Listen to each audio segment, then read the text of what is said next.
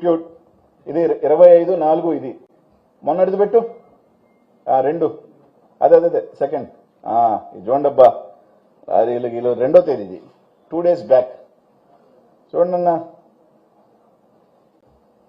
ఇవన్నిటి మీద కదా కేసు కట్టాలి ఇట్లన్నిట్లు కదా ఈరోజు నేను ప్రభుత్వాన్ని ఒకటే అడుగుతున్నా మొన్న మైనింగ్ సంబంధించి ఒక 1 month బ్యాక్ క్యాబినెట్ లో ఒక డిసిషన్ తీసుకున్నారు ఏమని టైం అయిపోయిన వాటిల్లో మెటీరియల్ ఉంటే ఆప్షన్ వేస్తామని తీసుకున్నారు కదా ఈరోజు మేము అడుగుతున్నాం డీడీ గారు ఒక దాంట్లో 1,00,000 టన్నులు ఉందని రాశాడు ఒక దాంట్లో చూస్తే 50,000 టన్నులు ఉందని రాశాడు మీ ఉదాహరణకి సరే రేట్లు ఎవరంటే వాళ్ళు స్పెక్యులేట్ చేసుకుంటున్నారు కాబట్టి 30,000 అయితే 3 నుంచి 500 కోట్లు 50,000 అయితే 500 నుంచి 800 కోట్లు మీరు చెప్పినట్టు 1,00,000 అయితే 2,000 కోట్లు ఆక్షన్ వేస్తే ఆ 2,000 కోట్లు వస్తే అమరావతికి మీరు అప్పు చేయాల్సిన అవసరం లేదు సార్ మీరు దాన్ని అప్పుగట్టు ఆ 2,000 కోట్లు మీరు అమరావతికి ఒక హైకోర్టు సెక్రటరీ కట్టుకునే దానికి ఉపయోగపడుతుంది మా జిల్లాలో ఉన్న వాళ్ళకి ఇప్పటికే చాలా డబ్బులు ఉన్నాయి సార్ ఆ డబ్బులు పెద్ద ఎక్కువ ఎందుకు 5,000 కోట్లు ఉన్న వాళ్ళకి మీరు ఇచ్చే 500 కోట్ల వల్ల ఏముంటుంది ఆ 500 కోట్లు ఏదో మీరు ఆప్షన్ పెట్టి తీసుకెళ్తే మంచిది ఇదంతా ఏది కూడా అనిల్ కుమార్ యాదవ్ ఒక నిందలు ఇట్లా ఎన్ని కూడా చూపిస్తున్నావు ఆ మైండ్లో ఇంకొకటి కూడా చెప్తా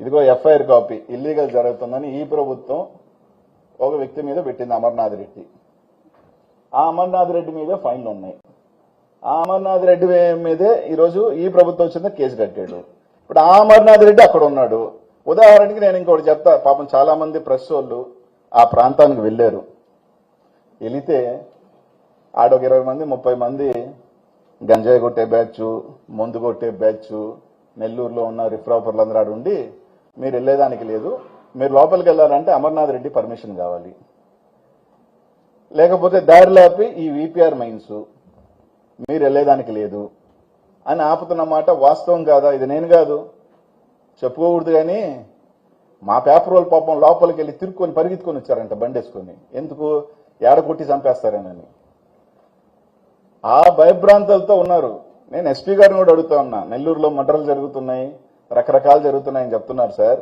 ఇవన్నీ కాకుండా ఒకసారి మీరు సాయంకాలం ఎవరినైనా మఫ్టీలో పంపించండి గంజాయి బ్యాచ్ నిలబడి దారిని పోయే మగ ఆడబోతున్నా బండి ఆపడుతున్నారు కారులో ఆడవలబోతున్నా తనిఖీలు చేస్తున్నారు వాళ్ళకి ఏం సంబంధం ఆ మహిళలకు ఏమైనా అయితే ఎవడి బాధ్యత అయిపోయిన తర్వాత మీరు ఏదో సాంచేత గాలిన తర్వాత పట్టుకుంటారా దాని గురించి అక్కడ ఏమి చేయరు ఎస్ఐ గారు మాత్రం ఈ ఫోటోలు పాపం తీసి ఇట్లాంటి ఎక్స్పోజ్ చేయాలని ఒక 2-3 పిల్లకాయలు వెళ్తుంటే మాత్రం ఊరోలు పట్టించారు అని చెప్పి కేసు కట్టారు పాపం సరే పోనీలే ఆ పిల్లకాయలు ఒక మంచి కారణం కోసం కేసు కట్టించుకున్నారు ఇబ్బందిలే కానీ ఆ ఎస్ఐ గారికి 5 రోజుల క్రితం ఒక అమ్మాయి పోయి ఈసారి బ్లాస్టింగ్ చేస్తున్నారు ఈ ప్రభుత్వ భూములు అంటే ఆ ఎస్ఐ గారు ఊరోళ్ళని కనుక్కున్నాడు లేదంట ఊరోళ్ళని కనుక్కుంటారా లేకపోతే ఆ ప్రాంతానికి పోయి విజిట్ చేస్తారా ఆ బ్లాస్టింగ్ తగిలి రాయి ఎవడైనా ఇల్లీగల్ గా జరిగి ఆ రాయి కన్నా ఎగిరొచ్చి ఎవరికైనా తగిలిపోతే ఎవరు బాధ్యులు డీడీ గారు అయితే నాకేం సంబంధం నువ్వు పోయి ధర్నా చేసుకోమ్మా బ్లాస్టింగ్ నాకేం సంబంధం ఇదికే నాకేం సంబంధం మాట్లాడేది నేను కాదు టీవీలో చూసా ఇట్లాంటి అన్ని అక్రమాలు జరుగుతూ ఉంటే కేసు ఎవరి మీద పెట్టాలా అనిల్ కుమార్ యాదవ్తో చేశాడు అనిల్ కుమార్ యాదవ్తో చేశాడు పోనీ భగవంతుడు ఎట్లా రాస్తే అట్లా రాస్తుంది వేసుకోండి అన్ని ఎవడెవడున్నాడో ఎవడెవడికి బ్యాంక్ ట్రాన్స్ఫర్లు ఉన్నాయి ఎవడెవడు అన్ని తేను తొట్టేదో కదులుతుంది బురద మా మీద లేచేసి చాలా మంది కప్పుకొని తిరుగుతుంటారు ఇవన్నీ కూడా రికార్డెడ్ ఎవిడెన్స్ ఈరోజు నేను ఓపెన్ గా చెప్తున్నా దీనికి సమాధానం చెప్పాల్సిన వ్యక్తి ఒక ప్రజాప్రతినిధిగా ఉన్న వేమిరెడ్డి ప్రభాకర్ రెడ్డి గారు చెప్పాలి ఆయన సమాధానం చెప్పడా ప్రజలు ఓట్లేసి గెలిపించిన ఆయనేగా ఆయన ప్రజలు ఓట్లేసి గెలిపించారు కదా ఆయన ప్రజల ఓట్లేసి గెలిపించిన తర్వాత ఒక కంపెనీ పెట్టి విలాద చేస్తుంటే మైండ్స్ ఎందుకు ఓపెన్ అవ్వట్లేదని అడగాల్సిన నీ దగ్గరకు వచ్చి సంబంధం చెప్పిన తర్వాత బాధ్యత తీసుకోవాల్సిన బాధ్యతగా ఒక పార్లమెంట్ సభ్యుడిగా ఆయనకి లేదా లేదు నేను చెప్పను నేను అతీతుణ్ణి నా కిందున్న నలుగురు చేత ఏదో ఒకటి ఇష్టం వచ్చినట్టు మాట్లాడిచ్చేస్తాను నేను తప్పించుకుంటాను అంటే కాదు ఈరోజు నేను చూపించిన ప్రతి డాక్యుమెంటరీ ఎవిడెన్స్ మా వాళ్ళ మీద కేసులు కట్టారు సరే అది ఓకే జ్యుడిషియల్ లో చూసుకుంటాం దీనికి ఏమని కడతారు అసలు ఇది ఇంకా ఎంత దౌర్జన్యం మైన్లో ఓపెన్ చేయకుండా మాకే అమ్మాలా ఇంకెవరికి అమ్మకూడదని చెప్పుకొని చేస్తూ ఒకే ఒక్క కంపెనీ మోనోపాలీ. అసలు there is a rule in central government, ఏది కూడా మోనోపాలీ చేయకూడదు అనేది ఒక రూల్ ఉంది. ఈరోజు మోనోపాలీ ఒక ఎంపీగా మీ స్థాయిలో మీరు చేస్తుంటే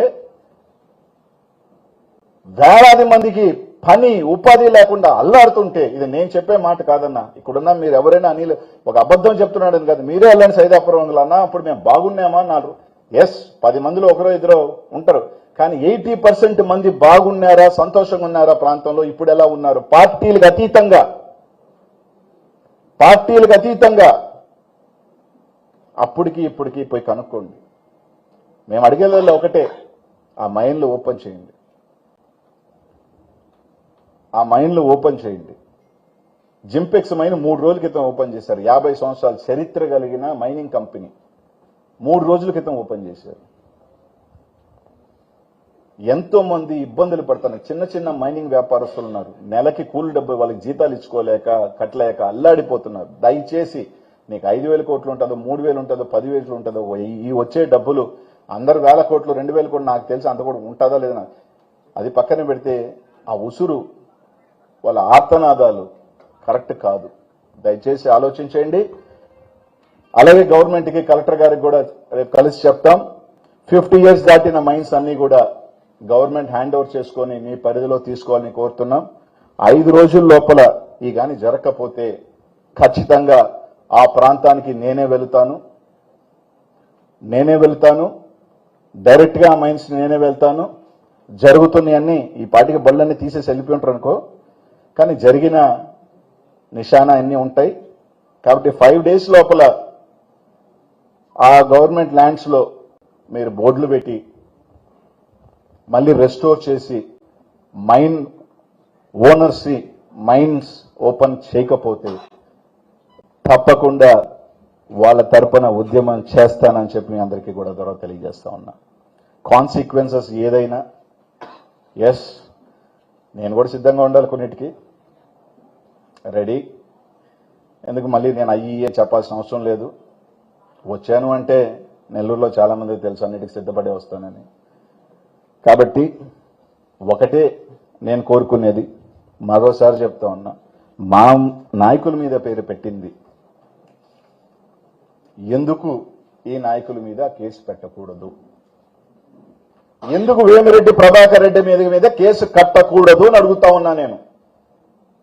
అంటే డబ్బున్న వాళ్ళందరూ సత్యహరిశ్చంద్రులు, పేదవాడు తప్పు చేస్తే వాడు దొంగ, దోపిడీదారుడా? అంటే డబ్బున్న వాళ్ళు పెద్ద మనుషులు చలామణి అవుతున్న వాళ్ళు ఏమన్నా పొరపాటు తప్పులు చేస్తే సరిపోతుందా? ఇక్కడున్న ప్రెస్ వాళ్ళకి చెప్తున్నానన్నా మీ అందరికీ కూడా, వాళ్ళ మీద వార్త రాయాలంటే ఆలోచన, ఆయన మీద మాట్లాడాలంటే కొంత మీద ఆలోచన. డబ్బులున్నాయన, డబ్బులుండి 4 ఇట్టిట్ అని ఇట్టిట్ట అంటే కరెక్ట్ అయిపోద్ది.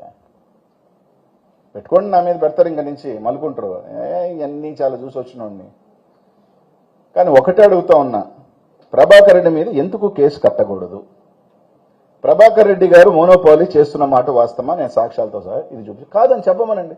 నా కంపెనీ